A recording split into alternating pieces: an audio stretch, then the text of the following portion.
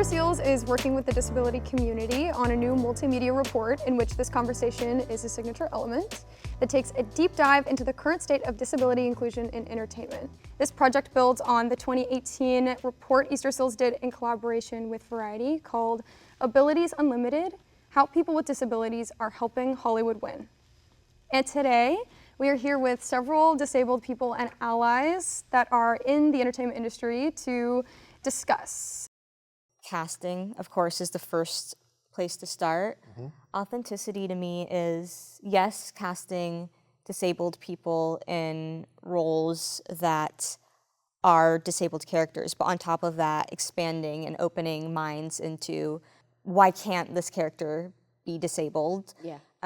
Because I think our own lived experiences, no matter where we come from, or if we are a minority, adds an extra layer to a story. The casting thing is like, that's my pet peeve with the industry. And I try to reach out to as many casting people as possible. Like when you read a script and it says girlfriend comes in the room, like it used to, in the old days, they would picture a white girl, white woman, and now they don't. Now they think could be white, could be black, could be Asian. Well, that's got to be the same way for disability. Like that person doesn't have to be an able-bodied person. And if you think outside that and start opening the doors for all these roles, it makes the movie better or the TV show better because it's a more real world. It's not just, 98% able-bodied people, which is not the real world. 30% of Americans identify as having a disability, so it's actually the largest minority in the country. If you want to have an authentic representation of the world, then you need to include people with disabilities in your casting. I feel like authentic storytelling always hits close for the audience. Like you can always tell when it's good authentic storytelling because of the people that engage with it and the communities that are showing up and experiencing the work and being impacted by it. I feel like there's so many examples of like bad disability representation where the disabled community is not necessarily connecting with the work, and you can always kind of gauge after the fact like whether or not it was good authentic storytelling. Yeah, and it's also being able to recognize that people with disabilities are people first. The challenge that a lot of people have is when they think of disabled actors or disabled characters in a story, that their story has to be predicated on the fact that they have a disability.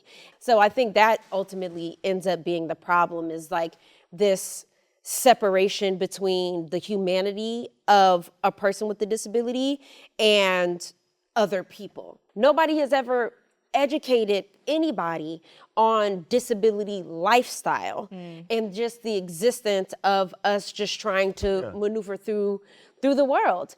And so it's like you can't necessarily blame people who don't know, who haven't had the experience, they've never been open to it or exposed to it. But at the same time, it's like, how else do they get to know the do's and the don'ts? The only way usually is through entertainment or like social media at this point. And education as well. I mean, before Wicked, I was working with kids a lot. I genuinely loved the job, but it was very apparent to me how little kids, and then who obviously later grow into adults, just do not know about disability because it's just not taught at all, at least for me. Yeah. I always say it was like I was blessed to grow up in a neighborhood. We had a bunch of people with disabilities, friends, brothers, and a friend who was a quadriplegic, But I thought the whole world was like that, and it is like that to a point. But we're very comfortable with it. So when we started making movies and we were putting people with disabilities, they said, "Why are you doing that?" And I was like, "What do you mean? Why am I doing it?" Because that's the world. We want people to believe you're in a real world. And that's the way. Let me ask something, Autumn. How did you get seen? How did you, make yourself known? That's a great question. Well, I met my agents in like 2019 and started auditioning, and I mostly did theater at the time. And theater is really interesting because you do sometimes just get cast in a role. You have a disability, you get cast in a role that was not written for a disabled person at all. So I was just so used to playing roles that were not written for disabled people. And then when I started auditioning for film and TV, I started to really process and realize, like, unless they explicitly say that they're looking for a disabled person, it becomes very difficult in a different way than I feel like even for theater it is sometimes. I auditioned for Woman of the Hour just through a self-tape, and I was in between jobs. I was working my little struggle job, you know, and it had been probably 2 years since I had gotten an audition for a disabled character that I could play. I auditioned for it and I was like, God, this would be such a cool project, but there's just no way that they're gonna cast me to play like a real person who was a real girl who didn't have a disability. Like that's just not something that Hollywood does. It's just not happening. And when I got the call back, I was like, oh wow, what a great opportunity to meet Anna Kendrick. And that's that, you know? And I did the callback, and then when I got the call, well, I knew that she was aware of my disability at that point because my agent said that they had told her, but we hadn't like had a conversation about it at all. And so when I got to set, on our first day of shooting, she was like, hey, I would love to just have a conversation about the blocking and stuff before we go into shoot. And so we had a one-on-one conversation where she was just like, I know that you have one hand. If there's anything that I can do for you to make the blocking more accessible, if there's anything that you are not comfortable with, or if there's anything you want to specifically add, I'm just totally open. She was just really collaborative about it, which was really cool. Love that. And yeah, so it was just very lovely that even though it had nothing to do with the character, she was still willing to have that conversation with me. But I think that's the thing that's like incredibly important, is recognizing the people that are directors, producers, financiers, whoever it is. It's okay to ask to be educated. It's okay to ask to say, how can I make this more comfortable for you? Because we know that more likely than not, you have absolutely no education on my lifestyle or what my accessibility looks like. And so I actually appreciate the fact that you're open and being collaborative. I think a lot of times, because people are directors and they are producers, there is a certain level of like, I have to go into this acting like I'm already Or like, knowing the answer. I should know this, so I'm not gonna ask. Right, exactly. Yeah. So I don't want to, and I don't want to ask because I don't want to feel bad that I don't know. Or The onus should not always be on you to have to say, hey, I need this and I need that. And it shouldn't be a shameful thing to talk about what do you That need is so much to more do your job or frustrating live your when life. it becomes this like elephant in the room situation where like no one wants to acknowledge it. That is so Exactly. much more uncomfortable. Exactly. Oz was accessible thanks to the disability coordinator that was hired on Wicked, and not only was she a disability coordinator, but she was also disabled herself, which made a huge which made a huge difference because nobody knows us better than us. So her just showing up to set the day prior or just however prior and making sure that the spaces were accessible, and then making sure I had an accessible trailer and like helping like build part of it itself. Love it. And rehearsal space, just genuinely everything you could think of, she was on it. Well, so on Out of My Mind, it was important to all of us, you know, producers, studio, everybody, that the entire set be completely accessible. So we, you know, our lead actress, she uses a wheelchair, and she was in every scene of the movie. But beyond that, we felt like it didn't matter if she was on set or not, the entire production was gonna be accessible. Yeah. And I remember people saying beforehand, oh, that's gonna be more money. And I'm here to tell you, it didn't cost more money. No. It didn't take more time. Yeah. It was so easy, and it actually made the entire set more comfortable for everybody. Like, we had DITs coming up to us and saying, hey, I need a special kind of screen monitor for my eyes. I've always been afraid to ask for this before because I thought maybe I wouldn't get hired. You know, so we had a set where we were all just tight, well, I'm neurodiverse and I have, you know, so it was really like, it made it so comfortable for everybody. So we had what they dubbed themselves the all access team. So we had an accessibility team of people. We had consultants who were people who either, you know, have CP or work for CP organizations or whose children have CP. So we had so many people just lending their thoughts, their input, and it was a really beautiful, magical experience. Like, I've never been on a set before that felt so, for lack of a better word, inclusive, like, and comfortable for everybody. I will say, like, all of the projects that I've been on, Give Me Liberty, Bob Trevino Likes It, Sex Eyes, everyone has been really great at being able to say, hey, Lolo, like, what is it that you need? Like, let's talk about this more. Like, with this being your character, let's talk about how the character would genuinely respond in this situation, and being able to have that open conversation. So that way, even in moments throughout the script or something comes up, I'm like, oh, excuse me, that's not how that would go down. No, And that we seems need like to work such this a out. small thing. Yeah. But it is not a small thing. It's not. At all. At all. Because when you're forced, not forced, but when you're strongly suggested to Yes. do like blocking or something Yeah. that is so unnatural, Yeah. it is so deeply frustrating because Yeah. you're like, I even one time like was directed to do this one blocking thing and I was like, hey, I can't really do that. And it Yeah. was like, well, let's like figure it out. And I was like, no, like there's no figuring this out. Like I cannot do that. It's not happening. It's not actually happening. And it like ruined my day. I was so upset. And then I felt like I was being like a diva, you know, because I was like, I wish I could just get it together and like not feel so flustered right now. I Yeah. think that's a common feeling within the disability spaces is certain things that are left unsaid can really contribute to a disabled person feeling like they are asking for too much when it's literally just them asking for the most basic so that they can have the same equity that their co-stars do. Yeah, it does become an intimidating experience because we know how few and far between the opportunity to even get the role comes. And then it's like, oh, God forbid, I actually ask for a certain type of water. As we were talking about before, in terms of just like the little things of how I would naturally move about a space in terms of blocking or just little things like how I would carry a bag, usually on the back of my chair, and we adjusted from there. And this goes back into the conversation of just in general with casting and people on set and directors just always asking rather than just assuming. Because how is any progress ever going to be made if anybody's ever too afraid to ask in the first place? Yeah, For sure. And especially again, it's like, we know you don't know. Yeah. Yeah. It's obvious. It's okay that you don't know. It's okay that you don't know. Yeah. But we can't keep acting like you do know because that creates the roadblock to the actual change that needs to be made. And it's okay to be open because there's things that I still don't know about certain things that happen on set that I'm like, every set is a learning process, whether you're learning your castmates, who they are as people, or just learning the characters and each other, but also just navigating set life in general. Like this is not a real place. Like set is not a real place. So it's like everyone has to learn how to navigate whatever this four walls is that they built on this lot. Like, you know? Well, there was never any question in my mind or any of the producers' minds that we would not cast authentically. It was, it didn't even, I mean, the character has cerebral palsy and uses a wheelchair and is nonverbal.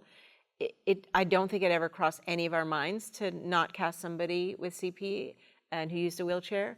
And when it came to me, you know, my first thought was, I don't have lived experience with CP. I don't think I should be the person to direct this. And I actually was going to pass on it. And then what I did find is that because my children have learning differences and neuro disabilities, I have fought school administrations for them to get what they legally are supposed to be getting just to read and, you know, to the accommodations that they needed in classrooms. And so I felt like I had a connection to what the parents in the story had been through. It was a really wonderful process because while we were casting, it was a very long casting process. We were looking for a girl between the ages of 10 and 13 who has CP, who uses a wheelchair.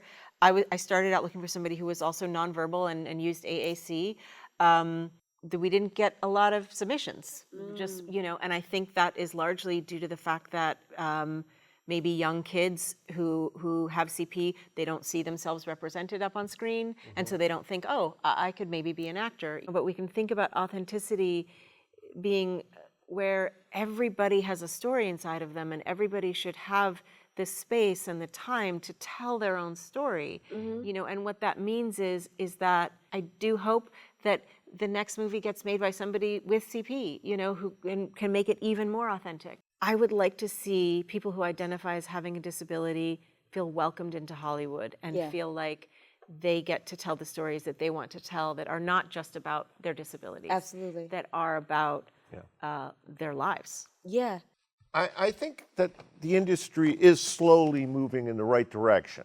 You know, but the call would be to open up castings. There are so many good actors out there with disabilities. You know, you were saying you didn't get a lot of people asking, you know, coming in for the cerebral palsy role. Well, we were in Canada and we were shooting a show, and we were in Vancouver, and I said I wanted to see some little people. And the casting person, who was one of the biggest casting agencies in Canada, said, "We don't have any."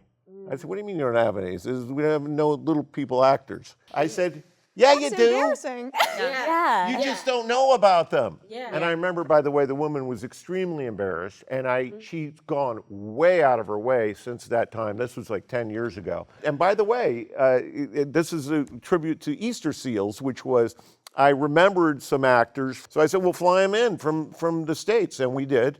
Nice. And we had a bunch of them, and they became regular characters on the show. Nice. But a whole country didn't have, and there's hundreds or thousands of little people up there who want to act, but nobody ever asked them to. Yeah. So Yeah. I'm saying, open the doors. Come on, all the way. Widen them, get them in the door, and make the films and TV shows better, because they'll be more real. Yeah. Just listening to disabled people, hiring more people in the writers' rooms, disabled people in the writers' rooms, because I think that's a great place to start as well. Have more disabled people in casting in general. I think that's huge. Although I think our identities are, of course, important to our stories, that's not all that we are. We're so much more complex than the one thing or the boxes that we're sometimes put into. And I think being open-minded and really questioning yourself and unlearning potentially your own internalized ableism and understanding, why can't it be this way? Why does it have to be just the one way that I have in my brain? I think my call to action is for other disabled people to feel worthy and feel like they can take up space, and recognizing that sometimes you are the best person for the job, and finding community is the most important thing to me, because the more that we can stick by each other and find community and find people there that want to be a part of the community. And I've spent so much time like telling myself that I didn't fit at any table or didn't belong at any table, and that me as a person is just such an anomaly that no one cares, you know? I want to say though also that, what you were describing, that feeling of feeling like no one's going to see this, no one's going to care about this, like that is also a very universal feeling. And to know that like every writer, every director, every creative goes through that, maybe might help you feel like what I deserve, because pretty much I'm sure you went through that. You were just saying with your first thing, everything I write, I'm like, this is horrible. My call to action: hire people that don't look like you, that don't speak like you, whose bodies don't move like your body moves. And I don't just mean as actors, I also mean as members of the crew. And as a director, I get to hire a lot of people. I mean, one of the best things I learned about my movie was because, when you speak to somebody who uses AAC, depending on how they use it and depending on their facility with it or how long they've had it, depending on so many things, it is a slower conversation than we are necessarily having here. And so the importance of taking the time to listen was the best gift I got, I think, from the film. But take the time to listen. I would say my message is, you're not as far removed from the disabled community as I think you are. And I think once people who have a position of power, who can change things, once they realize they're not as far removed as they think that they are, that's really smart. Then they will recognize these are stories that are worth being told. Because whether it's you already have a family member, or you're actually living with a disability and you don't know it, or you're living with a disability and you just don't identify with it, you are right there with us just as much as we are actively a part of this community and this culture. So recognize that our stories are more universal, they're more relatable than I think you think they are. And realizing that piece, I think, will be able to change the game in such a significant way, because it matters for everyone to be represented, and not just like disabilities, but people of color with disabilities, people of different genders, identities with disabilities as well. And I think being able to recognize that relatability will be able to give the change that needs to happen, to be able to fund those projects, to be able to give the opportunities to the talent so that we can be A-list stars just as much as everyone else gets the opportunity to get a chance to do too. If people with disabilities had just as much freedom and opportunity to audition for every single other role, I wouldn't care if a non-disabled person played a disabled role, as long as I, as a disabled person, can know I have just as much equity and opportunity to audition for a role that does not call out for my disability specifically. So I think if everyone just kind of grapples their mind around that, we will be in a better place. Yeah.